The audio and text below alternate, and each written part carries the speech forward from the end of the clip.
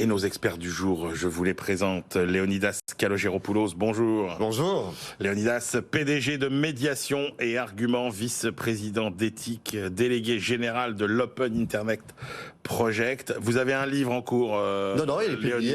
Non, mais en cours de vente. En cours de vente, absolument. Voilà. Le manifeste des entrepreneurs pour la République, qui est une plateforme qui met en relation les solutions d'entreprise avec les besoins d'intérêt général. Et c'est le manifeste qui y est lié. Et qui cartonne, ça marche bien, la plateforme. Je n'ai pas dit que ça cartonnait. Non, pas les ventes, mais la plateforme, absolument. Les ventes, je ne sais pas. Les ventes de livres ne sont pas un élément qui cartonne toujours, mais la plateforme, on est à près de 600 solutions pour tous les besoins d'intérêt général. Stéphane Van Nuffel, bonjour. Bonjour Emmanuel. Stéphane, cofondateur de netinvestissement.fr et directeur de Limo. Limo, c'est quoi ? C'est la première marketplace de solutions immobilières à destination des professionnels du patrimoine. Vous avez vu, je vous fais le pitch. Eh bien, c'est parfait. C'est dit. Messieurs, on commence. Allez, peut-être une semaine après la discussion de la loi pouvoir d'achat, enfin le début de la discussion.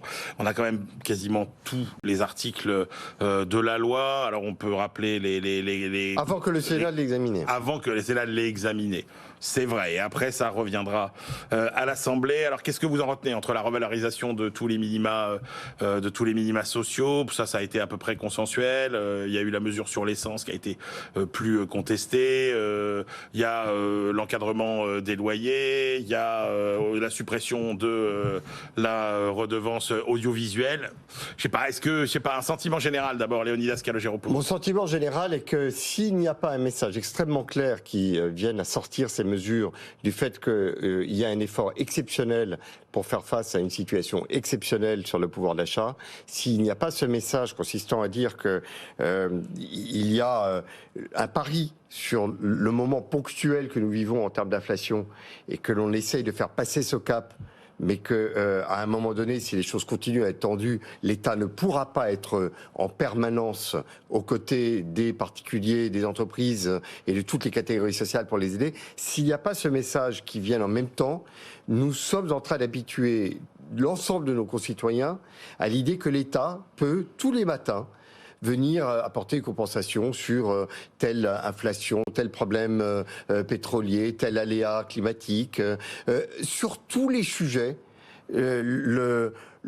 l'imaginaire collectif, tous les débats sont tournés autour de qu'est-ce que l'État va apporter comme chèque sur tous les problèmes potentiels, comme si l'État avait des ressources totalement inépuisables pour venir à la rescousse de tous les problèmes de la vie dans tous les registres possibles. Il faut que ça cesse.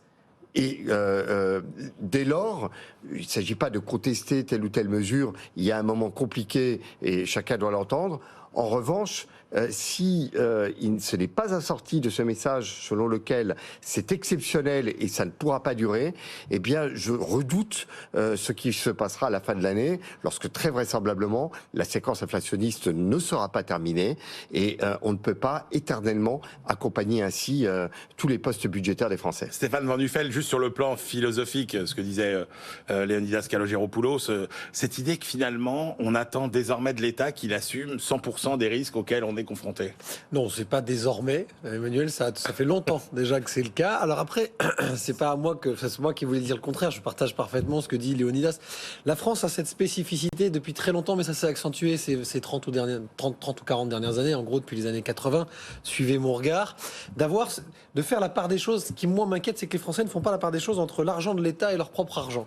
C'est-à-dire comme si l'argent de l'État était un puissant fonds, qui peut être une réalité si on veut discuter un petit peu des taux d'endettement, et on en parlera évidemment des taux directeurs, mais ils ont oublié que c'était l'État, en fait, c'est pas l'État c'est moi, l'État c'est nous, l'État c'est les Français. Donc chaque Français participe au budget de l'État, et donc toute redistribution devrait normalement être contrôlée en premier. Oui, mais l'argent de l'État, Français. c'est l'argent qui vient d'ailleurs. C'est l'argent, on ne sait pas d'où ça vient, parce que finalement la culture peut-être économique française, des budgétisations très complexes de l'État, fait qu'on a perdu, le premier, le sens de cela. C'est-à-dire qu'en fait, fait, que ce soit sur les dépenses de santé, d'éducation, la sécurité, etc., on se rend pas compte. On a l'impression de subir des coûts ou de manquer d'un service qui ne correspond pas à notre coût.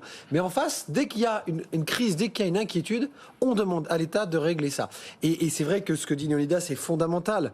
Moi, j'ai aucun problème avec mesure exceptionnelle, un moment exceptionnel. C'est justement, même pour un libéral comme moi, le rôle de l'État d'intervenir au moment où, en tant qu'agent protecteur, il a ce rôle-là. Le problème, c'est qu'en France, les mesures ponctuelles, malheureusement, deviennent souvent la norme. Et après, ça reste pendant des années. Comment vous expliquez, Léonidas, quand même, qu'on voit bien qu'il y a, au départ, initialement, dans cette loi pouvoir d'achat et même dans la logique du gouvernement, cette idée de multiplier peut-être les mesures temporaires pour éviter, par rapport à ce que vous disiez sur la bouffée d'inflation, pour éviter les mesures qui créent des effets de seuil dont on ne peut plus sortir après. Donc on se dit, bah oui, c'est peut-être pas mal finalement toutes ces primes, sauf que le problème, c'est que Bruno Le Maire nous avait dit, on va aller vers des aides de plus en plus ciblées. Or, qu'est-ce qu'on nous annonce ce week-end? Que finalement, l'aide la moins ciblée du monde, c'est-à-dire la ristourne de 18 centimes sur les carburants, qui devait devenir finalement quelque chose qui concerne que les gros rouleurs, bah, ça va plus être 18 centimes, mais 30 centimes. Et pour tout le monde. Et pour tout le monde. Alors, je vais revenir sur ce point qui est effectivement un point presque politique, mais je voudrais juste faire une petite parenthèse à nouveau sur la question de la place de l'État. Il y a une fausse pédagogie qui a été faite par les politiques sur cette intervention de l'État. Je garde le souvenir d'un débat entre François Hollande et une chef d'entreprise où il lui disait ça va être, il va y avoir des aides qui vont être apportées pour que vous puissiez embaucher des apprentis et ça ne coûtera rien, c'est l'État qui paye. Ça ne coûtera rien, c'est l'État qui paye. C'est une parole présidentielle et c'est quand même une pédagogie. Je vais pas dire perverse parce que je pense pas que c'était la perversion. Je crains malheureusement que ce soit le reflet spontané et sincère d'une culture nationale en vertu de laquelle, lorsque l'État intervient, c'est quelque part presque de l'argent de droit divin. Ça tombe du ciel. Il faut que ça cesse. Et c'est très étonnant qu'un président qui a l'autre actuel depuis maintenant plus de 5 ans, qui a été celui qui a porté le message de l'argent magique qui va cesser d'être magique et à ce point continuer cette culture donc il y a quand même un correctif à apporter. Alors peut-être que l'apothéose de l'argent magique, c'est effectivement de dire que l'on va donner 30 centimes à tous les Français, quelle que soit leur situation, à la fois en tant que rouleur et également géographique, parce que moi aussi, en tant que libéral, je peux entendre que lorsque l'on est en zone rurale, quand on habite en zone rurale et qu'on ne peut pas faire autrement que compter sur son véhicule pour amener ses enfants à l'école et pour aller travailler, c'est pas pareil que lorsqu'on est en zone urbaine et que l'on a des transports en commun. Donc là, il y a des ajustements fins à faire. Alors derrière les ajustements fins, il y a toujours des problématiques d'effet de seuil. Ceux qui sont avant, ceux qui sont après, qui va contrôler? Est-ce que la machinerie de contrôle ne va pas finalement coûter plus cher que l'arrosage généralisé? Je pense que la seule raison pour laquelle cet arrosage, qui a quelque chose de presque indécent au regard des sommes investies, puisqu'il y a des gens qui n'en ont pas besoin, qui vont en profiter, et probablement ceux qui sont les plus gros rouleurs et ceux qui ont un CSP qui ne justifie pas qu'on leur apporte des aides. Si ce n'était pas temporaire, ça serait totalement choquant. Dans la mesure où ça va durer quelques mois, imaginez que l'on va mettre en place des systèmes de contrôle, qu'il y aura des critères, qu'il va falloir les vérifier. C'est probablement une telle usine à gaz que l'arrosage généralisé pendant 3 mois est probablement une solution acceptable. C'est 30 centimes sur 2 mois, et après ça retombe à 10 centimes, sauf que, comme le disait Stéphane, concrètement, quand on arrive au 31 décembre, que tous ces dispositifs sont censés s'arrêter. Alors, ils seront remplacés, évidemment, mais par quoi, on n'en sait rien, et on ne sait pas où en seront les prix de l'essence. Non, mais c'est compliqué, parce que là, pour le coup, c'est un choc, entre guillemets, complètement extérieur, et on ne peut pas en vouloir à une mauvaise gestion d'une majorité précédente, et donc il faut essuyer les plâtres, etc., etc. Là, pour le coup, on se retrouve dans une situation, alors entre, évidemment, les confinements, la crise du Covid, et maintenant cette crise de matières premières, cette surinflation, etc. Il y a un moment donné, l'État doit aussi prendre ses responsabilités. Et c'est difficile pour eux de leur dire, mais non, je ne vais pas vous aider, ou alors ça suffit, il faut que ça cesse. Ce qu'il faut cesser, c'est la gabegie globale. Alors on pourrait lister pendant 2 heures d'autres choses qui sont là depuis bien plus longtemps et qui sont bien plus graves. Maintenant, pour répondre à votre question, Emmanuel, ou en tout cas pour apporter moi, je suis toujours très partagé avec ce sujet. Ça va peut-être faire réagir encore sur Twitter, mais je suis d'accord pour les gros rouleurs, je suis d'accord pour les ruraux, je suis d'accord pour les utilisateurs de voitures qui utilisent plus que les autres, et donc peut-être que c'est eux qui devraient être ciblés. Je suis d'accord sur le fait que peut-être les CSP+, une fois de plus, ne devraient peut-être pas être aidés.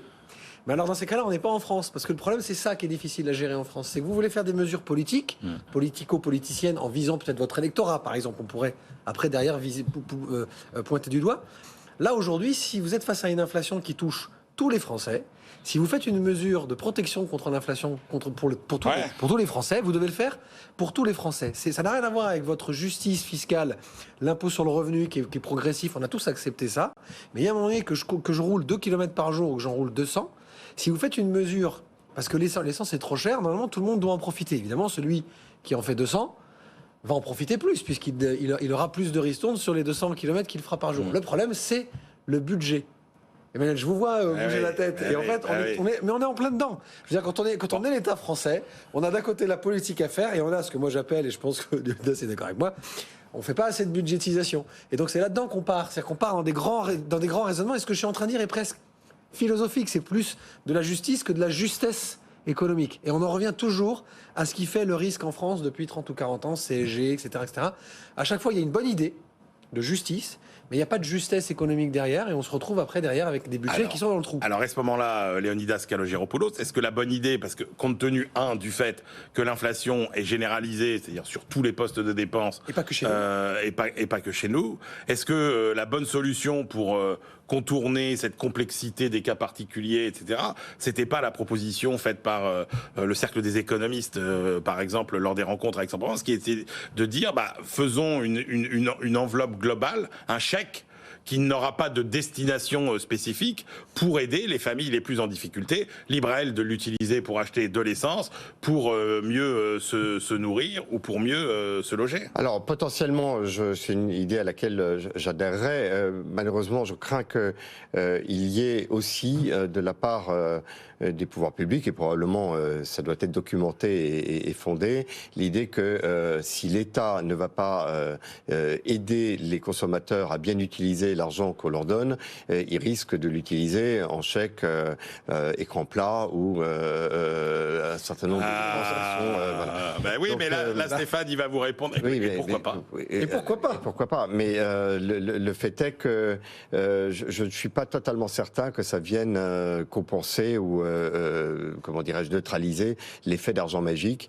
La première chose que j'ai entendue lorsqu'on a commencé à parler de ces chèques inflation, c'était un chèque de 100 €. Le premier jour, on a interrogé les consommateurs sur ce sujet. Et oui, mais qu'est-ce qu'on fait aujourd'hui avec 100 €? C'est-à-dire qu'à partir du moment où on rentre dans ces démarches-là, de toute façon, ce n'est objectivement jamais assez. Ça ne calme absolument pas la revendication. Et surtout, ça entretient la revendication qui est de dire, mais quel est le prochain pas que l'État va faire? Et on est en permanence dans ce débat entre la société civile et l'État, où on se dit, puisque l'État a commencé à donner des solutions, ça veut dire que la solution viendra de l'État. Et donc, où est la prochaine étape et pourquoi n'en fit-il pas plus, puisque de toute façon, il a été capable de distribuer tellement d'argent durant le Covid. Donc, c'est pour ça d'ailleurs que sur un certain nombre d'autres sujets que nous allons aborder, il me semble indispensable que petit à petit, notre société, collectivement, finisse par se demander, avant de réclamer des solutions à l'État, que peuvent faire les entreprises, que peut faire la société elle-même pour apporter des solutions. Sur les économies d'énergie, je regrette que l'on regarde, on y viendra, mais je regrette que l'on regarde des entreprises uniquement comme étant des, comment dirais-je, des agents dépensiers de l'énergie et pas des acteurs qui sont capables d'apporter des solutions alors qu'ils sont pleins d'énormément de solutions. Je voudrais également, sur ce sujet-là, moi tirer un coup de chapeau à CGM, CMA et puis à Total qui ont accepté de baisser les prix du carburant.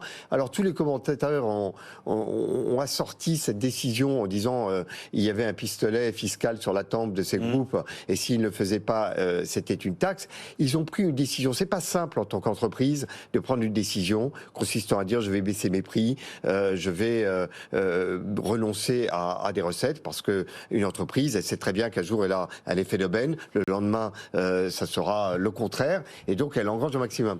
Ces décisions, elles ont été prises. Il faut rendre honneur et hommage à ce que ces entreprises ont fait. Que Total ait pris une décision de baisser le prix à la pompe, il ne faut pas dire que l'État a fait pression et donc Total a cédé. Non, Total a pris une décision. C'est une entreprise française responsable. Les deux sont vrais. Mais les deux sont vrais. D'accord, les deux sont vrais. Mais c'est une décision d'entreprise et les entreprises prennent aussi énormément de décisions pour leur propre équilibre et pour également attirer leurs consommateurs. Lorsqu'elles prennent ces décisions, je pense qu'il faut, c'est le moindre des choses, saluer les efforts qu'elles font. Non, puis typiquement, pardon, mais Stéphane, typiquement, on est dans une... Allons-y sur l'énergie, là, sur la taxe énergie typiquement, ou pas. on est sur une réaction. Alors évidemment, c'est le grand méchant Total, donc ça tombe mal quand on tombe sur ce genre d'acteur, parce que tout de suite, il y a un peu de sulfureux dans même les médias, quand ils le traitent, on sent que c'est sulfureux, oui, parce que c'est Total. Tout de suite, on imagine qu'il y a une négociation le soir, oui, entre deux portes. Non, bon. Là, le réflexe, moi, je vois juste quelque chose de très, très positif, c'est qu'il y avait cette taxe sur les hauts bénéfices, et donc on s'est dit, voilà, Total s'est dit tout de suite, je vais négocier avec l'État en disant, moi je vais faire cet effort-là pour éviter justement, peut-être en tout cas négocier, de ne pas tomber dans le piège de mettre en place cette taxe qui deviendrait donc éternelle et pérenne et qui peut-être pourrait être lourde à porter pour des grands groupes comme ça à l'avenir. Donc voilà typiquement le réflexe, et je vois où on veut en venir Léonidas, de donner peut-être la main, que ce soit aux Français ou que ce soit aux entreprises, d'être un petit peu créatif justement dans des moments comme ça et ne pas comme toujours donner les clés à l'État qui tranche un truc complètement national et pas du tout bien ciblé et qui va donc rester quelque chose qu'on va traîner pendant des années. Oui, d'ailleurs... Non mais en termes d'image, c'est plutôt bien vu parce que c'est Total qui fait un geste et c'est pas Total qui se fait taper sur les doigts avec une taxe supplémentaire. Sur le plan économique, c'est plutôt bien vu parce que au moins il n'y a pas plus simple pour que ça profite directement aux consommateurs que de passer par une taxe. Après, quand on parlait de l'efficacité du dispositif, je vais pas faire le ronchon, mais grosso modo 20 centimes de moins dans les stations Total, ça profite à qui? Ça profite surtout aux gens qui vont rouler sur l'autoroute, parce que croyez-moi que les 20 centimes, ils sont déjà des 20 centimes d'écart quand vous allez dans les grands distributeurs. Donc ça changera pas la vie du citoyen qui fait son plein. En gros, ça va profiter aux grosses bagnoles qui prennent l'autoroute, à tous les touristes étrangers qui vont venir sur nos autoroutes cet été. Ça fera peut-être baisser les prix sur l'autoroute. Mais grosso modo, ça va encore favoriser, ça va encore profiter. Ça va avoir aussi un effet déflationniste. Alors, ça peut avoir un effet déflationniste sur les stations d'autoroute. Ça a un effet déflationniste global. Et sincèrement, que l'on demande dans une période... Vous savez, on est en économie de guerre aujourd'hui, il faut quand même le dire. On n'a pas de bombes dans notre pays, et Dieu merci, il y a pas très très loin de la France des gens qui reçoivent des bombes et qui se battent. Nous, on a les effets d'une économie de guerre et il faut préparer les Français au fait que ça peut durer et que ça peut même devenir de plus en plus grave. On est le pays, Léonidas, on est le pays en Europe qui fait le moins cette pédagogie quasiment. Quand on regarde en Allemagne comment on prépare les gens à l'hiver difficile qui s'annonce, là on nous dit finalement on va s'en sortir. On est toujours dans la logique que vous décriviez, c'est-à-dire qu'on trouvera toujours la solution pour ne pas faire trop d'efforts. Il faut que l'on fasse des efforts et j'ai une image qui est pour moi très importante, c'est les taxis de la Marne. Quand à un moment donné la patrie est en danger, on demande aux entreprises de prendre leur part et de faire ce qu'elles peuvent faire. Et bien là, Total a fait, et c'est ça, CGM également, c'est très important. Ce sont des décisions qui peuvent se généraliser et que collectivement, que l'on puisse demander à toutes les entreprises, voilà, durant les mois qui viennent, ça va être dur, quels sont les efforts que vous pouvez faire. Je pense que c'est très vertueux. Il ne s'agit pas, là encore, d'avoir une négociation sous pression, mais beaucoup d'entreprises peuvent faire des efforts. Et le réflexe de Agnès Pannier-Runacher, qui est une ministre très de grande qualité, de brandir la menace d'une amende pour la climatisation dans les magasins ouverts. Déjà, qu'on leur demande de fermer la porte et de leur faire prendre conscience de l'importance, je pense que c'est déjà important. Si c'est pas suivi, après qu'on mette une taxe ou une amende, pourquoi pas. Mais je pense que c'est important de cesser d'avoir cette espèce de lien quasi féodal entre l'État et les citoyens où on serait des sujets qui obéissent. Stéphane Van Nuffel, allons-y sur cette affaire d'amende pour les magasins. Avant l'émission, j'en riais avec Emmanuel, ce que je disais, on était tous les deux d'accord, mais Léonidas vient de le dire. Ça sent tellement de bon sens. À un moment donné, si vous avez la clim à fond, les portes devraient être fermées. Donc on en est arrivé à devoir mettre des amendes aux gens comme si on était tous des... Mais les commerçants, ils vous disent, attendez, un client, il rentre plus volontiers dans un magasin dont la porte est ouverte que dans un magasin dont la porte est fermée. Oui, alors je peux oui, si vous voulez, allez faire un tour en Corée du Sud, puis vous verrez, il n'y a plus personne dans les magasins. Vous rentrez, vous laissez votre carte bleue, la sécurité, il n'y a pas de vol. Enfin, on peut en discuter tant qu'on veut, mais vous savez comment c'est. De toute façon, Emmanuel, les Français sont des Français, on les aime pour ça. Il y aura toujours une raison de râler. Maintenant, si vous permettez, juste sur cet impact sur le pouvoir d'achat et ce qui a été voté vendredi. Il y a deux choses qui sont assez intéressantes pour résumer ce qu'on est en train de se dire, parce que moi ça me tenait à cœur d'en parler. Il y a d'abord la baisse des cotisations ou l'abandon des cotisations pour les plus petits revenus des travailleurs indépendants. Ouais. Ça, c'est important, parce que finalement, on parle d'entreprise, on parle de la capacité des entreprises à être créatives, à faire des efforts, mais il faut qu'elles aient les moyens. Ce qu'expliquait Léonidas tout à l'heure, de dire une entreprise peut avoir des hauts et des bas dans un cycle économique, mais en même temps, quand on parle de Total, elle est puissante, et même si le jour où elle a utilisé sa trésorerie pour faire un geste, elle se retrouve dans une difficulté 5 ans plus tard, elle pourra toujours renégocier sa dette, parce qu'elle est Total. Moi, je pense toujours à l'indépendant. L'indépendant, c'est celui qui en a pris plein les dents pendant le Covid, le plus. Absolument. Le plus. Et il y en a quand même 2,2 millions, je crois, ou 2,3 millions en France. C'est des travailleurs, sont des mini-chefs d'entreprise, sont des mini-entrepreneurs, et je sais que ça nous tient à cœur tous les deux terriblement. Et ce sont des gens, moi je l'ai été, alors maintenant je dirige des entreprises un peu plus grandes, mais au départ je suis parti tout doucement, petit à petit, et ces gens-là, très clairement, là en ce moment, ils subissent fort, à la fois dans le professionnel et dans le personnel, puisque leur vie personnelle, leur consommation personnelle est extrêmement liée avec le professionnel, puisqu'ils sont indépendants, tout est lié. C'est la même bagnole, c'est les mêmes locaux, etc., etc. Donc déjà, moi, je salue on va voir où ça va. Mais je salue ce côté-là. C'est vrai que c'est une des mesures les plus importantes. C'est peut-être pas encore suffisant. De la loi pouvoir d'achat. Voilà, ça représente plusieurs centaines d'euros pour un équivalent SMIC. Donc c'est déjà pas mal, parce que ce sont des chefs d'entreprise qui ne gagnent pas beaucoup d'argent, mais qui travaillent et qui sont, pour moi, en tout cas, toujours l'énergie forte d'un pays, parce que l'entrepreneuriat, je me tourne vers mon l'esprit d'entreprendre, absolument. L'esprit d'entreprendre, évidemment, c'est première richesse de la nation. C'est ce qui maintient la santé d'une nation à long terme. L'autre élément, ce sera. C'est encore l'immobilier, parce que moi, ça me rend dingue. L'autre élément, l'immobilier est loué. On va en parler tranquillement, mais pour ça, du coup, on va laisser passer la petite pause. On se retrouve dans quelques instants avec nos deux experts du jour, Léonidas Kalogeropoulos, Stéphane Van Nuffel, et nous avons bien d'autres thèmes à aborder encore. À tout de suite.